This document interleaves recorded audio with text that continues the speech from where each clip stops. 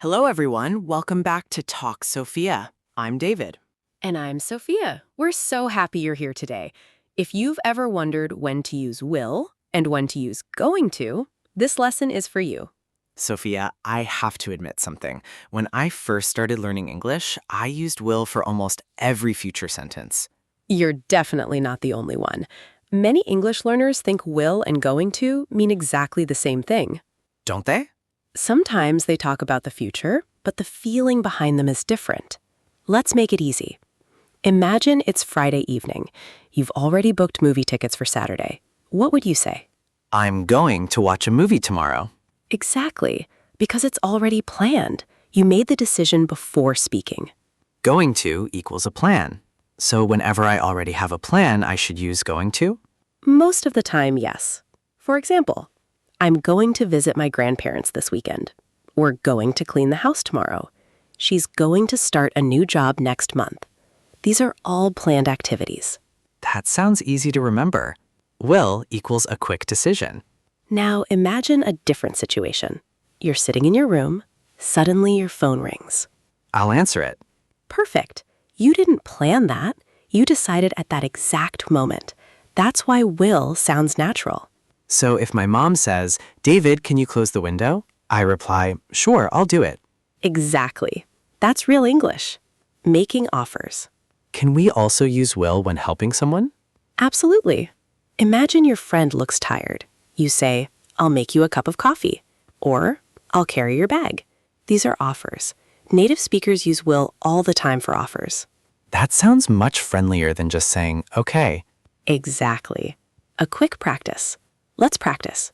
You've already packed your suitcase for next week. What do you say? I'm going to travel next week. Perfect. Now someone knocks on the door. I'll open it. Excellent. You're already thinking like a native speaker. I like learning English this way. Instead of memorizing grammar, we're understanding real situations. That's the secret.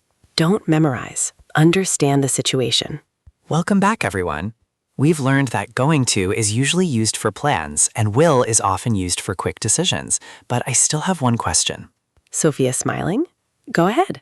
Sometimes I hear people say, I think it will be a great day. Why do they use will? Great question.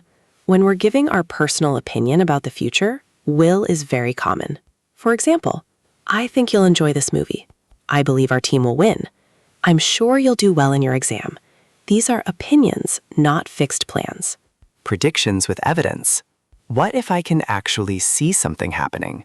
Then going to often sounds more natural. Imagine we're looking outside.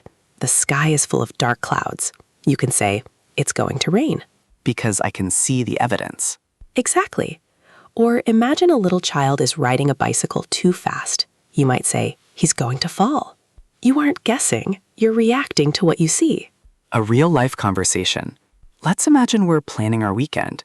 Sophia, what are your plans? I'm going to visit my sister on Saturday. We've already planned everything. What about you? I don't have any plans yet. Maybe I'll stay home and watch a movie. See? My weekend was planned. Yours was a decision you made while talking. That's why our sentences were different. Common mistakes. Many beginners worry about making grammar mistakes. That's true. But here's something important. If you accidentally say, I will visit my grandparents tomorrow, people will still understand you. Communication is always more important than perfect grammar. So learners shouldn't stop speaking just because they're unsure. Exactly. The more you speak, the more natural these choices become. Quick practice. Let's practice one last time. You've already bought a train ticket. What do you say? I'm going to travel next Friday. Excellent. Now your friend says, I'm hungry. I'll make you a sandwich. Perfect. Now you look outside and see heavy rain. It's going to rain. Fantastic. You're using both expressions correctly. Easy trick to remember. Can you give us one? Simple trick?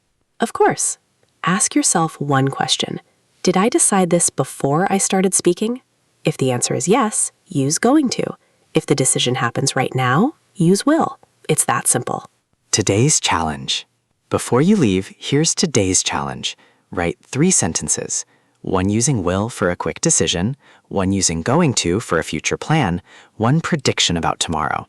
Practice speaking them aloud. That's the fastest way to improve. Closing. Sophia, thank you so much for joining us today. We hope this conversation made will and going to much easier to understand. Remember, don't be afraid of making mistakes. Every sentence you speak makes your English stronger. Keep practicing, keep speaking, and most importantly, enjoy the learning process. We'll see you in the next episode of Talk Sophia, David and Sophia together. Take care, keep learning, and see you next time.